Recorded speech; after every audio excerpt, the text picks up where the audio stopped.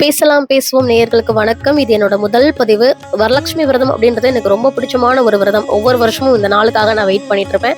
இந்த நாள்ல நான் இந்த விரதம் பண்ணதுனால எனக்கு ஏற்பட்ட பல அற்புதங்கள், அதுல நான் பண்ண தவறால எனக்கு ஏற்பட்ட பல பிரச்சனைகள், இதை நீங்களும் பண்ணக்கூடாது, இந்த மாதிரி தவறு நீங்க பண்ணாதீங்க, இந்த மாதிரி நீங்க வரலட்சுமி விரதத்தை கடைபிடிங்க, உங்களுக்கு பல அற்புதங்கள் நடக்கும் அப்படின்னு உங்ககிட்ட சொல்றதுக்காக தான் இந்த பதிவு. வீடியோவை முழுசா பாருங்க. முதல்ல நான் அந்த விரதத்தை ஆரம்பிச்சப்போ எனக்கு ஏற்பட்ட அந்த அற்புதம், அது ஒரு சுவாரஸ்யமா இருக்கும். அதை நான் உங்க கூட பகிர்ந்துக்கிறேன். கோவிடுக்கு முன்னாடி, கொரோனாவுக்கு முந்தின வருஷம் வந்த வரலட்சுமி விரதத்தை தான் நான் முதல்ல ஆரம்பிச்சேன். அப்போ இந்த விரதம் அந்த அளவுக்கு ட்ரெண்டிங்லாம் கிடையாது. நிறைய பேருக்கு இதை பத்தின விஷயங்கள் தெரியாது.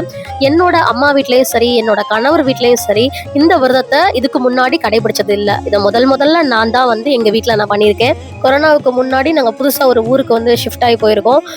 அந்த ஊர்ல எனக்கு வேலை எங்கேயுமே கிடைக்கல. பொருளாதார ரீதியா நான் ரொம்ப கஷ்டத்துல இருந்தேன். என் கணவருக்கு நான் உதவி பண்ணியே ஆகணும் அப்படின்ற ஒரு சூழ்நிலையில இருந்தேன். அதனால நிறைய இடங்கள்ல வேலைக்கு நான் முயற்சி பண்ண எந்த இடத்துலயுமே எனக்கு வேலை கிடைக்கல. ஒண்ணு அந்த இடத்துக்கு நான் செட் ஆக மாட்டேன், இல்ல அந்த இடம் எனக்கு செட் ஆகாது. பல காரணங்களால ஒரு மிகுந்த மன உளைச்சல், வேலைக்கு போயே ஆகணும் அப்படின்ற நேரத்துல அன்னைக்கு வெள்ளிக்கிழமை எதேட்சையா நான் கேலண்டரை பாக்குறேன். வரலட்சுமி விரதம் அப்படின்னு போட்டிருக்கு.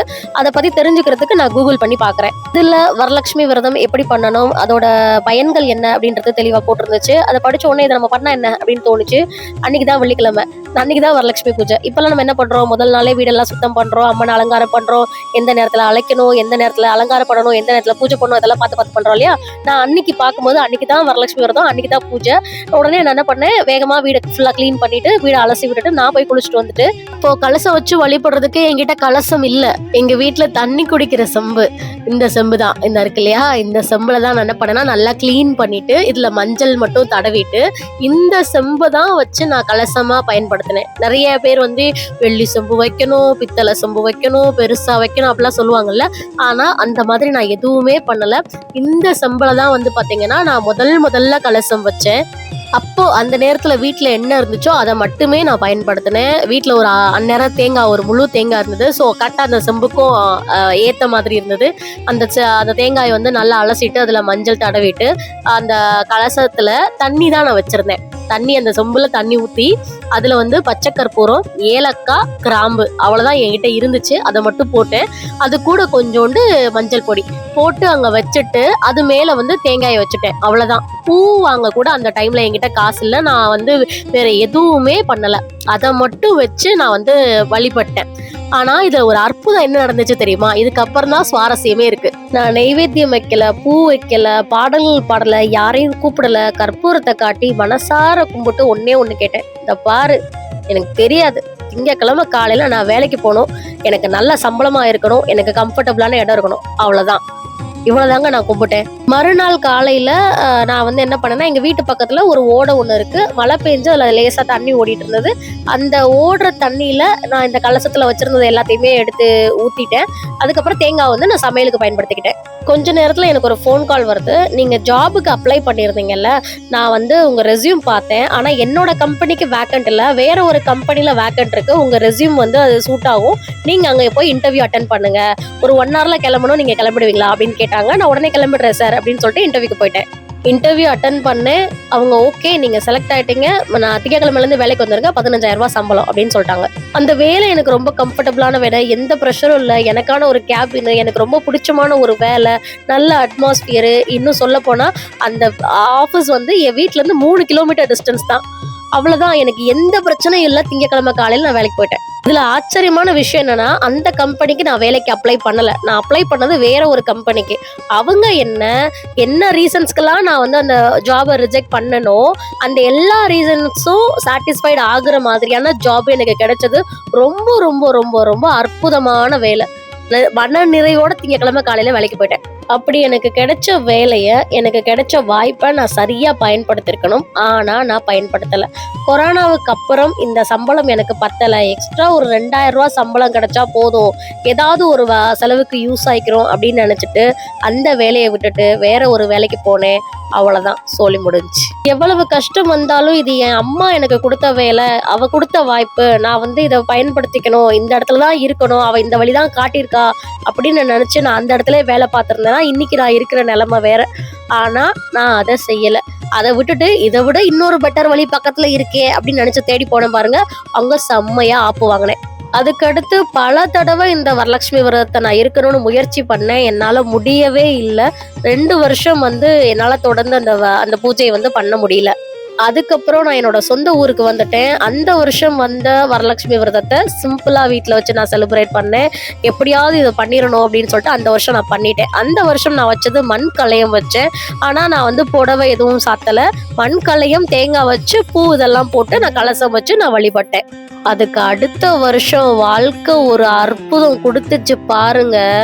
இங்க இருந்தேன்னா பீக்ல போயிட்டேன். வேற லெவலு. எல்லா கடன்களையும் அடைச்சிட்டேன்.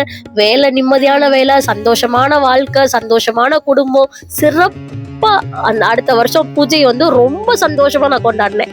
சந்தோஷம் வந்த உடனே நம்மளுக்கு ஒரு பெரிய மமதை ஒண்ணு வந்துடும். நான் இது பண்ணிட்டேன், செஞ்சுட்டேன் அப்படின்னு. அந்த மாதிரி எனக்கும் லேசா அதுக்கு அடுத்த வருஷ பூஜையில திமிரு வந்துருச்சுங்க. திமிரு வந்துருச்சுன்னா கொஞ்சம் நெஞ்ச திமிருலாம் இல்ல, ரொம்பவே திமிரு. அப்படி கிராண்டா பண்றது என்ன, ஆடம்பரமா பண்றது என்ன, எல்லாரையும் கூப்பிடுறது என்ன, எல்லாருக்கும் என்னெல்லாம் பண்றது என்ன. ஆனா அதை பக்தியோட பண்ணனா. ஆடம்பரமா பண்றது தவறு இல்ல, நம்ம அம்மனை சந்தோஷமா வழிபடுறதுன்றது வேற. நான் பாரு நல்லா பண்றேன். அந்த டைம்ல எல்லாம் ட்ரெண்ட் ஆயிடுச்சு. எல்லாரும் அதை பண்ண ஆரம்பிச்சுட்டாங்க. அவங்கள விட நாம நல்லா பண்ணணும், இவங்களை விட நாம நல்லா பண்ணணும். இவங்க இன்னைக்கு 2 பேரை கூப்பிட்டாங்களா, நாம 4 பேரை கூப்பிடணும். இவங்க இன்னைக்கு இதை பண்ணி கொடுத்தாங்களா, அவங்களுக்கு நம்ம பெருசா பண்ணி கொடுக்கணும். இப்படின்ற ஒரு எண்ணத்துல, பக்தியில இல்ல, அடுத்தவங்க கூட போட்டியாலையும் பொறாமையாலையும், அது மட்டும் இல்லாம நம்ம கிட்ட இன்னைக்கு காசு பணம் எல்லாம் இருக்கு, நம்ம நல்லா இருக்கும், அதை எல்லாருக்கும் காட்டணும் அப்படின்ற எண்ணத்தினாலையும் நான் அந்த வருஷம் வரலட்சுமி பூஜையை செலிப்ரேட் பண்ணேன். பொல்லீர்னு வச்சா எங்க அம்மா, இப்படியெல்லாம் நீ பண்ணக்கூடாது அப்படின்னு. ஆனா அடுத்த வருஷம் நம்ம முதல் வருஷம் கூப்பிட்டு எல்லாரையும் பண்ணிட்டோம். அப்ப அடுத்த வருஷமா நம்ம கூப்பிட்டு பண்ணணும்ல. ஆனா நம்ம கிட்ட முந்தின வருஷம் இருந்த அந்த செல்வ செழிப்பு இல்ல, அப்படியே குறைஞ்சுக்கிட்டே வருது. அப்ப நம்ம என்ன பண்றது? ஆனா இதை நம்ம பண்ணிடணும், இதை செஞ்சிடணும். செல்வம் குறைஞ்சாலும் பரவாயில்ல, கடன் வாங்கினாலும் செஞ்சிடணும். போன வாட்டி 5 பேரை கூப்பிட்டோம், இந்த வாட்டியும் நம்ம கூப்பிட்டணும், அவங்களுக்கு எல்லாத்தையும் செஞ்சிடணும் அப்படின்ற ஒரு எண்ணத்துல நம்ம செய்யும் போது அந்த பணம் செலவாகும் போது என்னதுன்னா, ஐயோ பணம் செலவாகுதே, ஆனாலும் இதை பண்ணணுமே அப்படின்ற எண்ணத்துல அந்த வருஷத்தோட பூஜை, அதாவது போன வருஷத்தோட பூஜையை நான் செஞ்சேன். எங்க அம்மா பார்த்தா, இவட்ட அன்பா சொன்னாலும் இவ கேட்க மாட்டான்னு மறுபடியும் பொல்லீர்னு ஒரு அப்பு. சந்தோஷம், பொருளாதாரம், குடும்ப ஒற்றுமை இதெல்லாம் எந்த பக்கம் வந்துச்சோ அதே பக்கம் அப்படியே வெளியே போயிடுச்சு. பல பிரச்சனை இப்போ வரைக்கும் அனுபவிச்சுட்டு இருக்கேன்னு வச்சுக்கோங்களேன். அம்மா ஆடம்பரத்துல இருக்க மாட்டா, அன்புல இருப்பா. நாம அவளை பக்தியோடையும் அன்போடையும் பாசத்தோடையும் கையெடுத்து கும்பிட்டு அம்மா அப்படின்னு கேட்டா, நீங்க கேட்டதை விட அவ அள்ளி அள்ளி கொடுப்பா. ஆனா நம்ம இப்படி பண்ணணும், அப்படி பண்ணணும், அடுத்தவங்களுக்கு அதை பண்ணணும், இதை செய்யணும் அப்படின்றதுக்காகவும் ஆடம்பரமாகவும் நம்ம ஒரு விஷயத்த செஞ்சோம் அப்படின்னா அவ நம்ம கேட்கிற விஷயங்களை கொடுக்கவே மாட்டா, நம்மளை திரும்பி கூட பார்க்க மாட்டா. ஆடம்பரமாவோ கடன் வாங்கியோ அடுத்தவங்களுக்காகவோ இந்த பூஜையை நீங்க கொண்டாடாதீங்க. முழு நம்பிக்கையோட அன்போட அம்மாவை வீட்டுக்கு கூப்பிட்டு உங்களால எப்படி முடியுமோ அப்படி கூப்பிடுங்க. இது சரி, இது தப்பு அப்படிலாம் கிடையவே கிடையாது.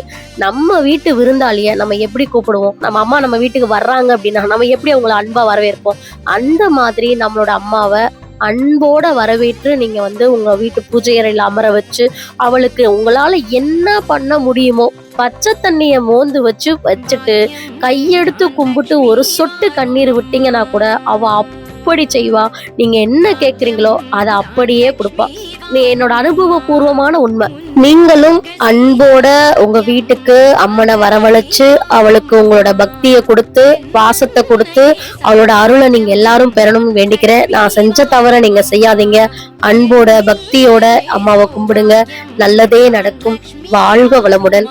பேசலாம், பேசுவோம். பாக்யம் தான் லக்ஷ்மி வாரும் அம்மா.